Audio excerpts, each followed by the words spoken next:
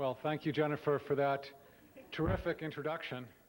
I can see here that not only in the Ashbrook program do people learn about political philosophy and so forth, but they really learn marketable skills. Before coming to the University of Texas in 1983, I worked for 5 years in the DuPont company, essentially as a speechwriter for the chief executive of the company, and being able to write introductions like this was indeed a skill that allowed me to be remunerated well for several years, and you are on the road to such success should you wish it. I also recommend staying there maybe in a corporation, writing speeches for a couple of years and then going out and doing something else, but that's a whole other story. The Ashbrook program is probably not quite yet the Cleveland Indians in terms of dominance of the American League, but it's getting there. And I've heard good things about it. I'm delighted to be able to be here today and see it firsthand and meet some of the students.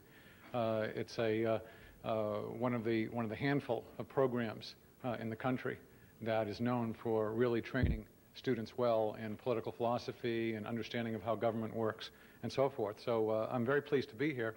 And I was also very pleased to just see the various things that the Ashbrook scholars are doing. I will not ask what exactly the Ashland Cookie Girl does, but I do want to thank Tracy for her opening prayer. I'll tell you just one Texas story before moving on. One day during the Johnson administration, Lyndon Johnson had a whole group of people at his ranch, and Bill Moyers was drafted to say the grace before the meal, and Bill Moyers apparently was saying something, but Johnson, who was way at the other end of the table, a very long table, could not hear him. And he said, "Bill, speak up, I can't hear you." And Bill Moyers said, "Well, it's not you I'm talking to." There was unfortunately a certain confusion on President Johnson's part that got him into trouble, but I should not be, I guess I'm throwing dirt on Texas as one president, and I wouldn't want to do that with Ohio, since your last president, I think, was Warren G. Harding. Anyway, moving along here. I do want to talk today about compassion. Your president tells me I am known for giving provocative speeches, so I do want to provoke. Compassion is certainly a fashionable word. Change is another fashionable word. Candidates these days proclaim themselves to be people of compassion and candidates of change. But if we're going to define a truly compassionate approach to welfare reform, we need to distinguish among the various kinds of change: small change, spare change, chump change, or real change. Most Americans, we now see, do not want to be just agents of spare change, handing out a quarter here and a dollar there with people just stuck in poverty for decades. And most are very cynical about the $350 billion a year that the federal government spends on welfare. They know that only a small part of it, spare change from the bureaucracy, actually trickles down to those in need. Most Americans have seen that under the existing regime, government officials do well. Many social work administrators do well. Conscientious social workers are frustrated. And the result is small change, if any, in the lives of those whom the welfare system is supposed to help. We've seen that. We know that. It's a shame. And more than a shame, I mean, most Americans now, I think, are realizing that we've been chumps, spending $5 trillion on welfare over the past 3 decades and not having all that much return for that expenditure. And that's because that money sunk into people in misery has often not given them what they need most: the personal help, the spiritual challenge, the incentive to work, the aspects of real compassion. Compassion defined as, from the literal meaning of the word in Latin, com with passion, pati, to suffer. With suffering with personal involvement. That's been lacking. And that's why I talk about the stingy welfare state. It's encouraged us to sit back and say the professionals will take care of it. But we know the pros have not been able to do the job. We've spent spare change, small change, chump change, but we haven't had real change, the kind that actually not enables people to stay in poverty, but moves people out of poverty. We have a lot of good intentions. I've been traveling around the country. I've been seeing lots of bulletin announcements from churches. And I'll just give you 3 of the announcements about ways to help the homeless. First, Thursday night, dinner for the homeless, medication to follow. Second, and by the way, I compliment your food service. We don't need that announcement here. Second, at the evening service tonight, the sermon topic will be Seeing Hell Close Up. Come early to meet homeless visitors. And one more announcement. Don't let homelessness kill you. Let the church help. Now, these are good intentions, but intentions only lead to good results if we get serious about eliminating welfare as we know it, and that means not just reforming a bit here and there, but replacing the welfare plantation, and that's what it's called in inner cities across this country, a plantation, like the old plantations of slavery. Replacing the welfare plantation with a new system based in community and religious organizations. That's my thesis in a sense. I want to go quickly through 4 parts. First, I want to look briefly at what some of our predecessors in America did. Second, I'd like to look at some programs today that have the potential to replace the welfare state. And third, I want to examine again very briefly some of the crucial religious understandings that underlie these new approaches.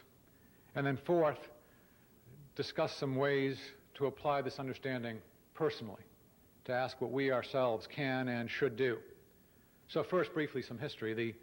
The reason I'm here today is because I wrote a history book. And for you students interested in history, yes, you can actually write history books, and some people will actually read them. Some people actually read The Tragedy of American Compassion before falling asleep. Here's the gist of it. During the 19th century, before the federal government ever got involved, there was a war on poverty far more successful than our own of recent years that was waged by thousands of local, private, charitable agencies and religious groups around the country. Now, these folks did not abolish poverty, but they helped millions of people get out of poverty. And then other people, new immigrants, would present new needs. But there were always springs of fresh water flowing among the poor. Now we tend to have blocks of ice sitting in a perpetual winter of multi-generational welfare dependence. Always winter and never Christmas. If you go back a century, there was optimism that contrasts so sharply with the demoralization among the poor and the cynicism among the better off that's so common today. There was hands-on involvement with volunteers following through on that biblical understanding that compassion is not passing a billion-dollar bill in Washington or even writing a check, but having that personal involvement with the needy, suffering with them, not just giving to them. And there was discernment with volunteers following biblical guidelines that emphasized family responsibility, help to those who could not help themselves, help to those who have shown good character or at least a willingness to work. Now, it was a success not in that it abolished poverty, but there was movement under very difficult circumstances. It's not as if some 3 generations ago these were the good old days, and that now our problems are incomparably more severe. They were not the good old days. They had crime. They had alcoholism. It's no accident that the biggest women's organization 100 years ago was not a suffragist organization or anything else that today's feminists might like to talk about, but the Women's Christian Temperance Union.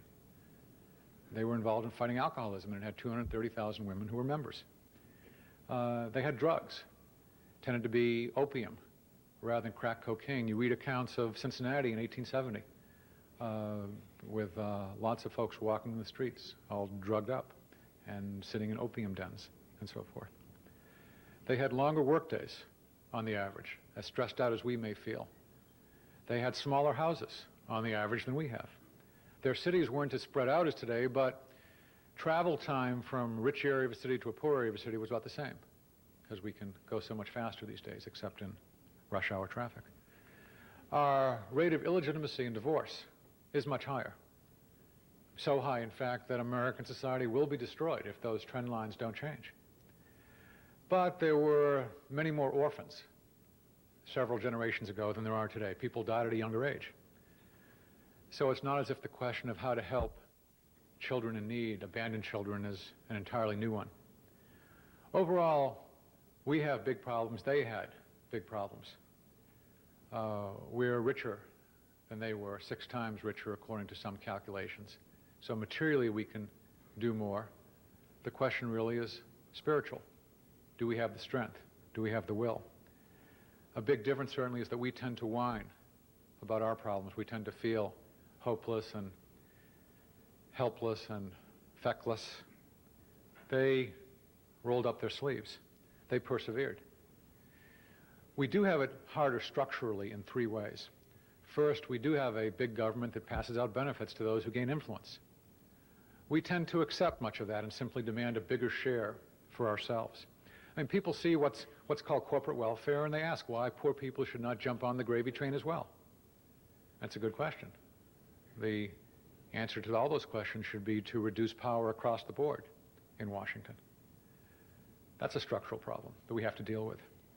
Secondly, we do have governments that pay for welfare arrangements of various kinds, welfare both to rich and to poor, by taxing middle-class families heavily, so that many married women have to work outside the home, even though they would prefer to be home more with their children and also have the time to volunteer more. Women often led the way in charity a century ago. And as I read about what they accomplished, I often fall in love with those women, those volunteers who did such wonderful things, who managed to find adoptive homes for 90,000 children from New York City over a period of 4 decades, from 1850 to 1890, through the New York Children's Welfare Organization. Women who set up shelters in cities. Women who worked with men to provide shelters for women going through crisis pregnancies so that they would not be driven to abort their children. I fall in love with these women who did this and persevered for decade after decade in the late 19th and the early 20th century, and my wife doesn't even mind when I fall in love with them because they've all been dead for about 5 decades. That's a hardship, that we have our level of taxation right now. The third hardship is this, that we've seen so much welfare failure that we don't have much hope for success. I mean, we have ministers now who are hopeless about moving their congregations into more active charitable activities because we've all become used to sitting back and letting the professionals handle it. We've seen journalists who tend to look sometimes upon community-based organizations as nice little things for a feature section of the newspaper, but not things that really have public policy oomph, things that can really make for true change. About 15 months ago, I met with David Broder, a fairly famous Washington Post political reporter. I told him what I was up to, that I was going to be traveling around a lot and seeing lots of inner-city places, and he said with a little smile, well, come back if you see any successes. And he clearly did not expect to see me again. But I am going back.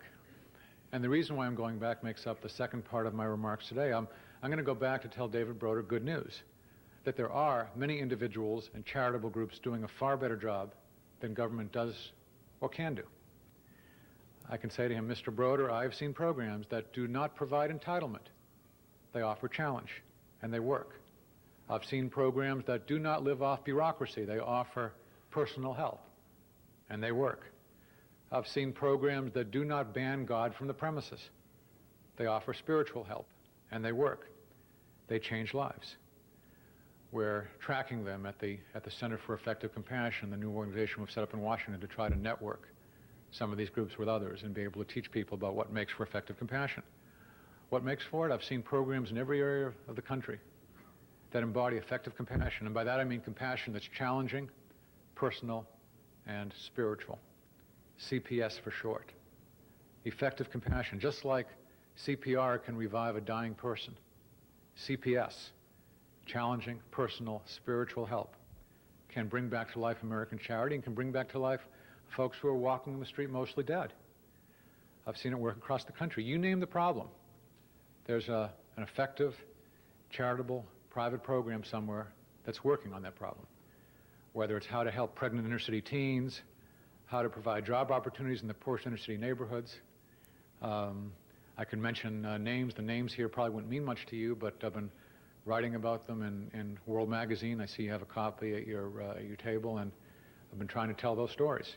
Don't have a whole lot of time to tell them today. Maybe I'll tell a couple of them, but how to provide basic health care in inner cities, uniting people in churches with kids who need tutoring, helping kids stay out of trouble, care for kids who are orphaned, abandoned, badly abused. I'll tell you one, how to help AFDC moms get off welfare. Because this is something that you hear people sometimes saying, that the only choice is to either provide AFDC aid for years and years and years to come, or else throw them off, and if you throw them off, you are, of course, being mean-spirited and nasty. Here's one program in Milwaukee, the Right Alternative Family Service Center. It's a program that emphasizes personal change. There, the welfare moms challenge each other not to swear, not to shack up, not to do drugs. Leaders there challenge the people to keep to their pledges. And when they do, it's interesting that even with whatever structural economic difficulties there may be in the city of Milwaukee, when they do, the lives of those people change. They get married.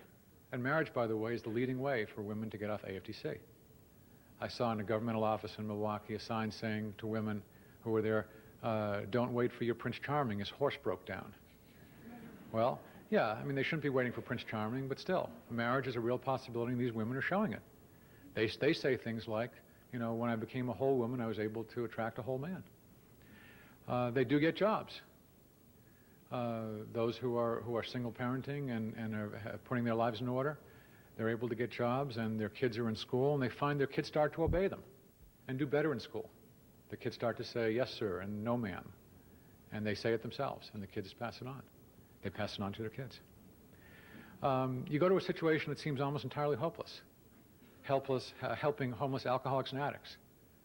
There was a recent study by the Inspector General of the Department of Health and Human Services in Washington showing that 99 out of 100 alcoholics and addicts who receive government benefits fail to recover or get a long-term job. That looks pretty hopeless. And sometimes the alternative is saying, well, either you're going to provide material help for these guys who are helpless drunks or addicts, or else they're just going to freeze on the streets. That's all you can do with them. They can change. I've spent time in a program in Denver called Step 13. It was started by Bob Cote, an ex-boxer who had become a homeless drunk in the early 80s. Bob decided he didn't want to kill himself drinking. He pulled together a few of his fellow winos and junkies, as he says, and he started gathering support to create a shelter where residents would not be treated like pets. You know, here's some food in your bowl, be nice, go away, boy. No, instead Bob Cote challenges his people every step of the way. They make their own beds, they cook their own meals, they clean up afterwards, they attend Bible studies, they submit to random urine screens and breathalyzer tests. Then they get jobs of increasing responsibility. They get better living conditions within the shelter. Well, what's the success rate there? Well, 1 out of every 3 of the lowest of the low comes to Step 13 and cleans up his act and stays that way. They've checked this out and moves on to the building of careers and families. 2/3 flunk out. Now, you need to keep challenging those folks rather than just enabling them to stay on. Challenging them. It's not again as if this is a new problem. They had this problem 100 years ago too. But they kept challenging them and pushing people, and folks came out of it when they were physically able to do so. These are tough programs that work for many who would otherwise die in the alleys. I mean, Bob Cote talks about that the real danger in Denver, the real killer in Denver is not homeless guys passing out in the winter and freezing to death. It's that they, when they get their monthly checks from the government, they go on a spree and just kill themselves drinking. Their livers fall apart very quickly. And they fall prey to all sorts of other diseases from living in that condition. They need, Bob Cote says, and he's lived this life himself, they need to be pushed every step of the way. And when they're pushed, most eventually do respond. And then you got to keep pushing and pushing and pushing. It's hard. It's suffering with. It's persevering. And lots of programs like this. And again, I'm not just concentrating on problems among the poor. In a sense, there are big problems among the rich as well. There's alcoholism among the rich. The rich alcoholics, though, tend to drink in their homes. They need help. For both rich and poor, alcoholism is a symptom, not a fundamental problem. The basic problem is that people have holes in their souls, holes that only God can fill. And the programs that understand this and work on the basics can succeed. The programs, the government-funded programs that don't get to that have success rates at best measured at 7, 8, 9%, and so forth, and sometimes just completely counterproductive. Now, what makes these programs interesting to budget-cutting members of Congress is that these successful programs generally cost far less than the failed governmental welfare state approaches. Step 13 cost about $3,000 per man annually. It's 1/10 of what the government often pays for programs with success rates in the single digits. I'll give you one other example here, Hope House. It's a program I visited last month in Nampa, Idaho, near Boise. Program for badly abused kids. I mean, they've been psychologically abused, physically abused, usually sexually abused. Relies heavily on volunteers who spend a couple of years there receiving only room and board and a very small stipend. They volunteer because of their Christian commitment. It costs $5,000 per child per year. The state of Idaho pays $21,000 for its subsidized facilities. Southern California typically pays about $40,000. So here's a program again. Hope House is enormously effective because they give kids time and love, and they teach them that no matter how badly they've been abused, no matter how often they've been told that they're worthless, they do have worth, they are wonderful because they're created in the image of a God who's wonderful. And that makes the difference when people persevere in that and give them a loving environment. There's a program in South Dallas that I like a lot. It's a very poor area of Dallas that passes out T-shirts saying twice the results at half the cost. And that's exactly what I've seen around the country. So I don't think the reason to reform welfare is for budget cutting. The reason to reform welfare in a radical way right now is because the program is a miserable failure. It's hurting poor people. It's hurting poor kids. But it's interesting and useful politically that the need to change it in a way that particularly people who have biblical faith can understand goes along with this budget-cutting approach. So here you can have a coalition of two groups, basically Christian conservatives and fiscal conservatives working together on this. And if they keep at it and they explain, they will eventually be understood. It's hard because there's so much of a built-in sense that compassion is equated with spending money. It's not. Compassion is equated with time and love and concern and challenge and spiritual help. And that's why I'm going to have to go very briefly through this. Section 3 here, that's why the news from Washington as far as welfare change is not good. Welfare reform is gridlocked. President Clinton indicated throughout the first half of last year that he was serious about sticking to his campaign pledge to end welfare as we know it. But then the Children's Defense Fund and other elegantly named pressure groups weighed in and Mr. Clinton changed his tune. And that's where we are today. Unless there's a breakthrough, everything's on hold until the election, and who knows what will happen. There's action going on in a number of states. There are good things happening in Michigan and Mississippi and Virginia. We're starting to do some good things in Texas. But this year essentially is an opportunity to catch our breath in a way in Washington and look again at first principles. And sometimes this whole question of how to really help the poor just got lost last year in the screaming about budgets and those money calculations, which again are important but should be secondary. And one of the reasons they got lost, and I'm going to have to go this very quickly, is because there's a religious sensibility at stake here that seems to me to be a serious misreading of the Bible, but one that's very popular among groups on the religious left. And we hear a lot about the religious right, but actually the religious left is a lot more powerful inside the Beltway, and certainly on the pages of our newspapers and our networks and so forth. I'll give you just one example here. The congressional debate last year included, if you look at the congressional record, included a statement by Representative Poshard of Illinois, who was quoting Christ's famous statement in chapter 25 of the book of Matthew about what you did to the least of these, my brethren, you did to me. If you gave food to someone who was starving, it's like giving it to Christ himself. If you gave shelter, it's like giving it to Christ himself. But what we have to understand is that the deepest poverty in America today is a spiritual poverty and not a material poverty. You have severe material poverty, obviously, in many countries around the world, and you have to go and provide food to those folks as best you can and help them to develop their economy so that there won't be starvation. But we're not facing starvation in the United States.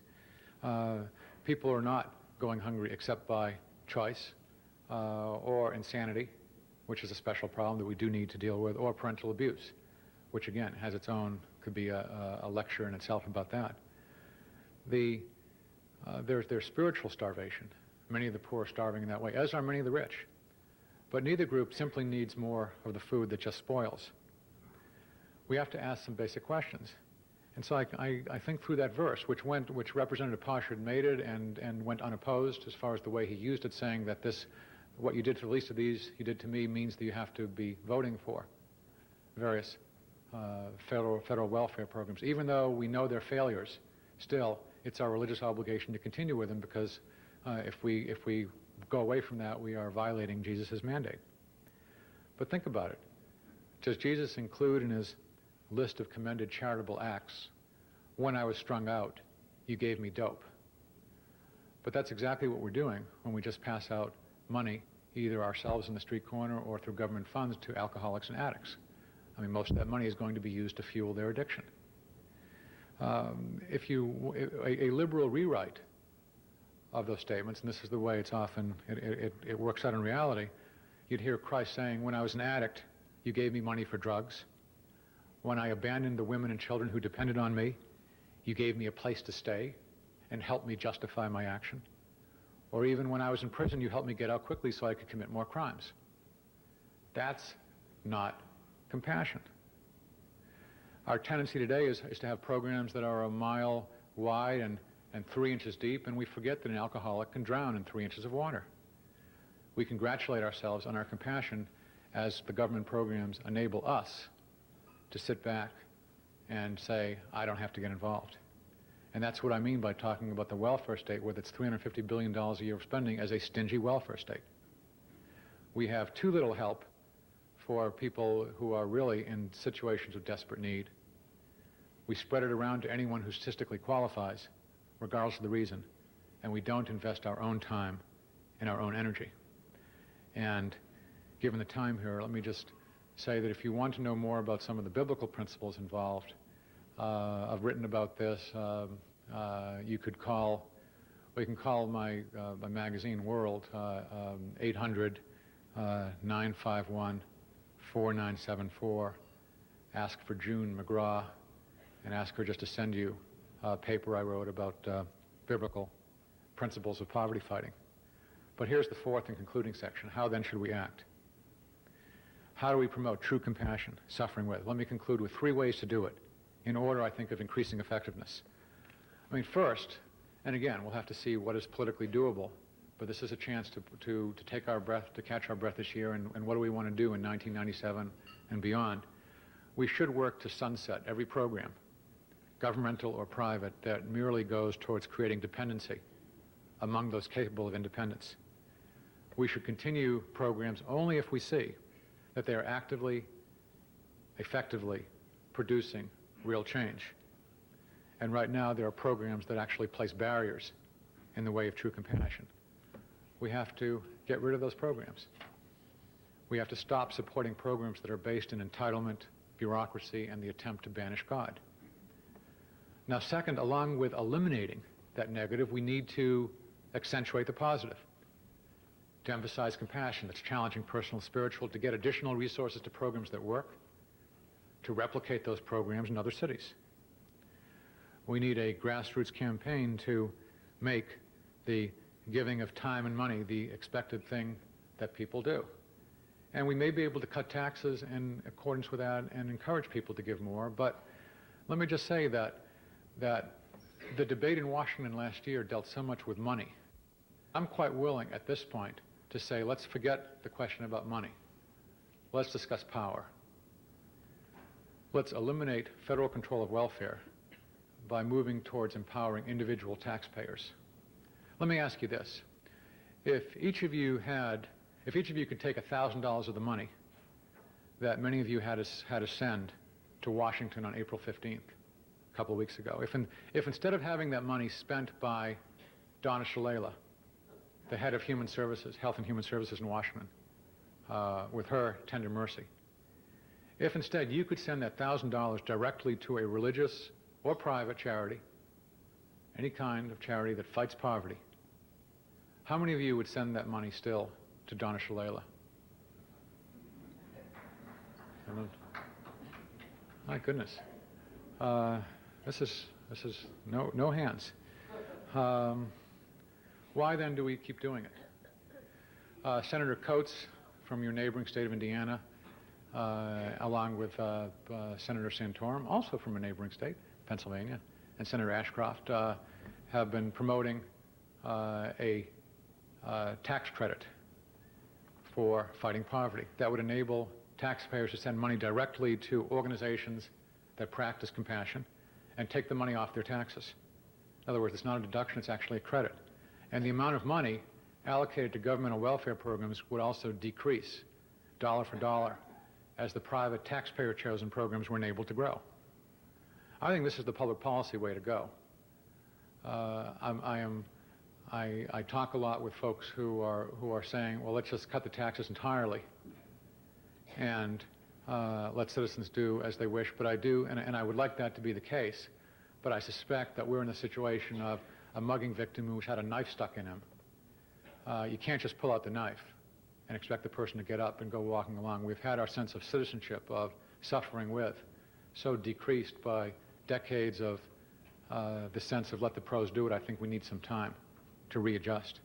So, this is the public policy proposal. I'll be glad to discuss that more. It could be done, by the way, on a state basis, too, in terms of a state income tax, and I suggest in that book I wrote, Renewing American Compassion, that's out now, that here's a way to go also. It could be done state, could be done federally, but it shifts the debate from one of money to one of authority, influence, power. Who's going to control that money? And I would suggest that the result of a change of that sort would be more resources flowing to good groups, some resources flowing to very bad groups, but more to good groups and less into our clearly failed governmental welfare program. But now that I've talked about eliminating the negative and accentuating the positive, here's my third and last proposal. Let's work on the micro. Let me ask each of you one other question. Each of you, now if I were a liberal, I would say close your eyes and visualize this. But since I'm not, I'll just say, can you picture in your mind's eye, with your eyes open, at least one poor person whom you have directly, personally helped during the past year? And again, I'm not talking about sending a check, although that's good if it's to a good organization. I'm not talking about going to a shelter and working in a food line either. I'm talking about one-to-one involvement, compassion, suffering with. If there's someone that's excellent, I commend you. I hope you'll continue and perhaps do even more over this next year. But if there's no one there, my prayer would be that you take a small step this year and then maybe larger ones. The way often to begin on this is by tutoring a child, often a poor child who maybe can't read in elementary school. Tutoring a child for 1 hour a week, or being a big brother or a big sister or a Little League coach. Mentoring an adult perhaps has gotten into trouble. That's a little more difficult at times, but becoming a counselor or a mentor at a crisis pregnancy center, helping a young unmarried pregnant woman. For those of you willing to take a larger step, providing room in your home for a woman going through a crisis pregnancy or a homeless person who is not physically dangerous, or perhaps a larger step still, adopting a child. That's suffering with, and all those things. Now, there's also joy in that. My wife and I have done these things I've just mentioned, and I'm not at all a hospitable individual. I'd rather spend time in libraries. So I look at my poor qualities, and once in a while I can do something decent, and then I look around at people with much better qualities, and I suggest, sure, of course, folks can do this. It's very doable. as individuals, in community groups, in churches, in synagogues, and so forth. What's the big motivator? There is, as people get into their 40s or 50s, there's often what folks in Dallas who are involved in, who are successful businessmen who are now involved as social entrepreneurs working still in their businesses but using part of their time for inner city projects. They refer to the tombstone question. How do I want to be remembered? And it's very good to be successful in business and provide goods and services that people in the marketplace actually want to buy. But it's also good to reach out beyond that. And people think in those terms. There's the tombstone question. There's also the empty tomb question. And that's, as you recall, what many of us got off celebrating 3 weeks ago. If you remember that Christ rose from the dead after he suffered with us and died for us, then you have motivation to suffer with others, because Christ taught us the meaning of true compassion. We can also remember God who adopted us, but it takes perseverance. My favorite psalm these days has become Psalm 131, which goes like this. My heart is not proud, O Lord. My eyes are not haughty.